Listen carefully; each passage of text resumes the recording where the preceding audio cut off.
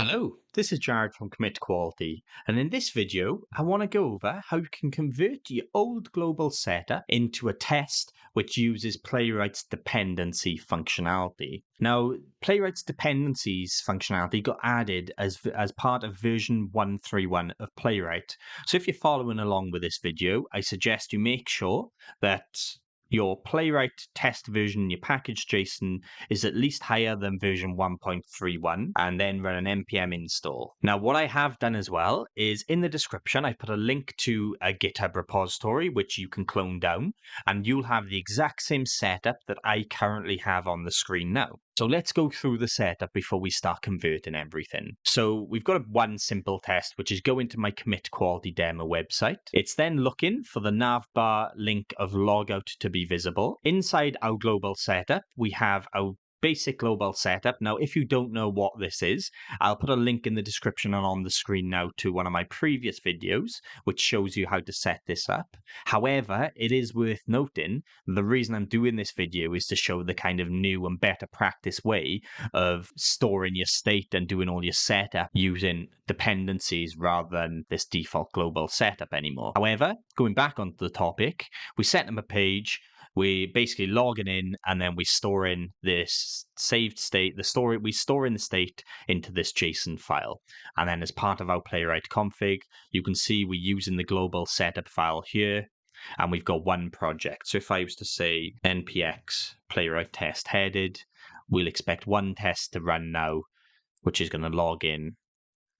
And it done it so quick it didn't even appear on this side of my screen. So it logged in, you can see all is working as expected. Now then, let's jump right into this and show what we've got to change as part of this to make this work with the new dependency functionality. So in our global setup then, what I want to do is I'm going to keep all this code, however it is end up going to be deleted. But down the bottom, I want to create a new test. And this is exactly what we would do if we were just creating a test in any other file. So it's a test, I'll name it login. It's asynchronous. I'll pass through our fixtures, and I believe in this case we're only going to need the page fixture, so we'll add that in for now, and then we can add our test body code into here. Just looking at this a moment, we don't need to set up a browser anymore because we know that Playwright does this inside the page fixture for us. We don't need to create that anymore because we've passed it as a fixture.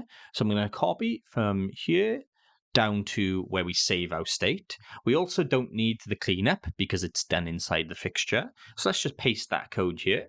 I'm going to delete the rest of this. So now we're left with this file where we can actually do a bit of cleanup on this as well, where we can say, keep that nice and neat so our imports are all okay.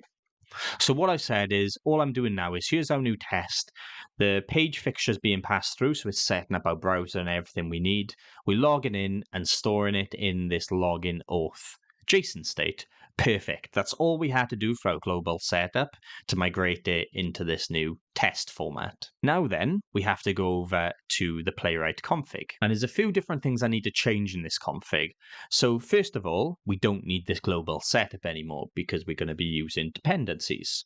So we can delete this, or you can comment it out, whatever you'd like to do. Now also, storage state is in the generic use statement, which applies to all projects. We want to move this out of here and into our projects. So if you have multiple ones, you might want to put them in the multiple projects. But in this example, we've only got the one. So I'm going to save that, and we can see now that storage state is inside our Chromium project. I'll state why we want to do this in a little while. Next then, we want to create a new project, which is going to be our setup, which is going to execute this global setup file here. So to do that, I'm going to do squiggly brackets. Don't forget your comma, because that's going to cause issues with the projects below. We want to set the name of this. So you can name this whatever you want, but I'm going to name it setup just so it makes a bit of sense. In our test directory, we do actually set our test directory here, which goes to the root and then test. So it looks at everything inside here. However, our global setup file doesn't live within tests. It lives here with global setup.ts.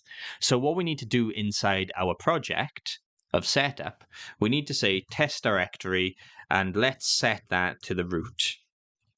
And then next we have to say test match to where we want it, what we want to match this to. So you can use regex or you can use strings for this. But in my example, we just want to use a string because we only have one global setup.ts.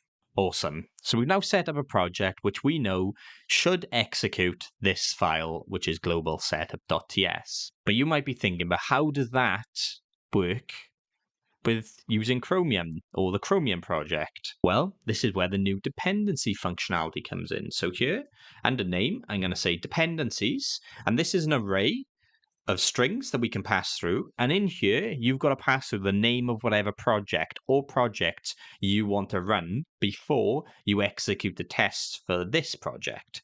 So I'm going to say setup because that's the name I set here. And don't forget to add your comma so it doesn't break the line below. Now, if you had multiple projects set up, so maybe you wanted to have two different login files created for different users, you can do that in here. You could say comma setup2, have another project called setup2, which points to a different global setup file. You can save this. So what we've done is we moved storage state down here, and I said I'd come back to this. And the reason why we moved it into this project and not the overall solution is because if we were to run this project when storage state was in the top level use, what would have happened? This file would have looked for this before running its test, and we're going to assume that we haven't checked in these JSON files as part of our code that's going to be built on the server.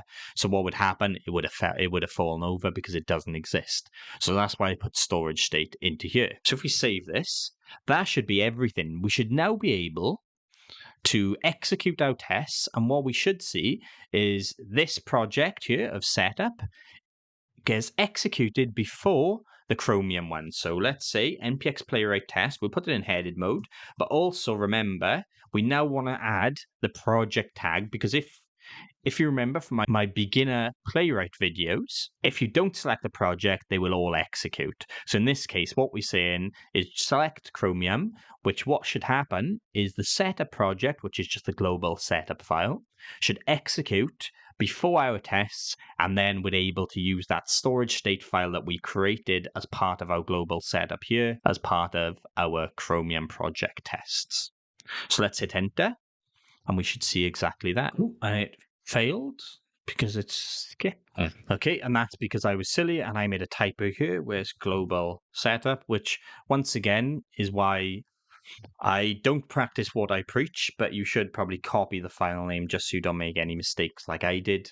So in my test match, I've now got global setup.ts renamed to that. So let's retry that again by hitting enter. Now what you can see is global setup is run first and then the Chromium one run second. Once again, using headed, you didn't see anything, so it doesn't really mean much. But what we see now is it's executed this setup behind the scenes. And the pros of this are things like your traces. So now, where we were using global setup on its own, when no trace file was being generated, if I rerun it now, we'll see a trace for both our global setup and our test file, because we've converted it basically into another Playwright test. So you can see here in test results, you've got your global setup here, and the same would apply to config values and so any other config values, like you could set videos to on and it'd do exactly the same thing. So it's making your debugging a lot easier. We've made the code a lot cleaner by not having to set up the browser and everything else. And we can see it still works the exact same way, just a few little tweaks into our config file to make this work. And before we close this video off, what I'm going to do is a thank you for watching the video and subscribing. I'm going to push this code up the way it is now with it working.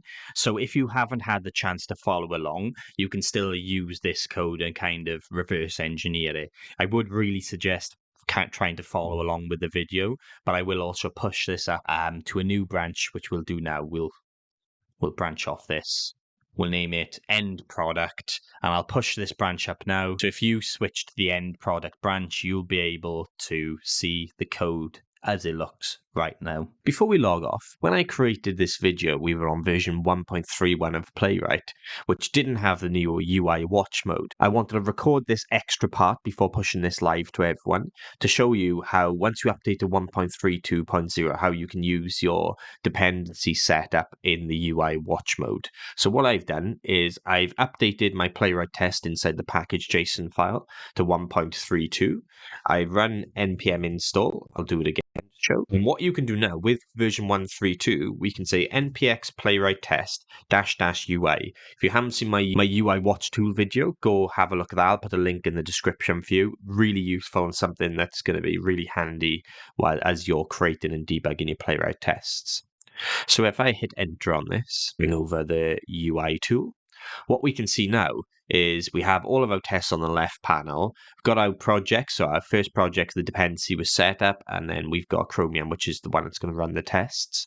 So you're able to now run login here. That will succeed. You can see it's just logging in, doing everything for us. And then you're able to execute your tests, which are going to make use of the auth file that's created in this login global setup test. Really useful to know. I did see a comment on one of the Playwright channels before about how to do this, so I thought, even though I've recorded the previous video, I'd add this in for you so you can see how it's going to work. As always, any questions, drop a comment below. A like and subscribe is appreciated. Thank you for watching.